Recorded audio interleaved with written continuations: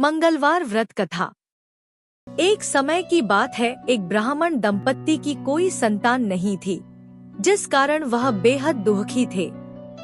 एक समय ब्राह्मण वन में हनुमान जी की पूजा के लिए गया।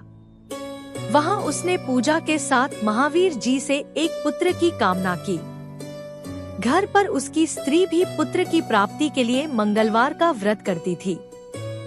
वह मंगलवार के दिन व्रत के अंत में हनुमान जी को भोग लगाकर ही भोजन करती थी। एक बार व्रत के दिन ब्राह्मणी ना भोजन बना पाई और ना ही हनुमान जी को भोग लगा सकी।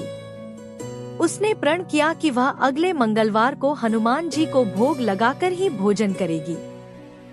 वह भूखी प्यासी 6 दिन तक पड़ी रही। मंगलवार के दिन वह बेहोश हो गई। हनुमान जी उसकी निष्ठा और लगन को देखकर प्रसन्न हुए।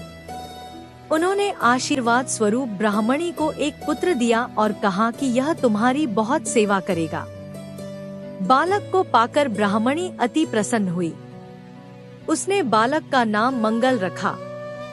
कुछ समय उपरांत जब ब्राह्मण घर आया तो बालक को देख पूछा कि वह कौन है। पत्नी बोली कि मंगलवार व्रत से प्रसन्न होकर हनुमान जी ने उसे यह बालक दिया है। ब्राह्मण को अपनी पत्नी की बात पर विश्वास नहीं हुआ। एक दिन मौका देख ब्राह्मण ने बालक को कुएं में गिरा दिया। घर पर लौटने पर ब्राह्मणी ने पूछा कि मंगल कहाँ है? तभी पीछे से मंगल मुस्कुरा कर आ गया। उसे वापस देखकर ब्राह्मण आश्चर्यचकित रह गया।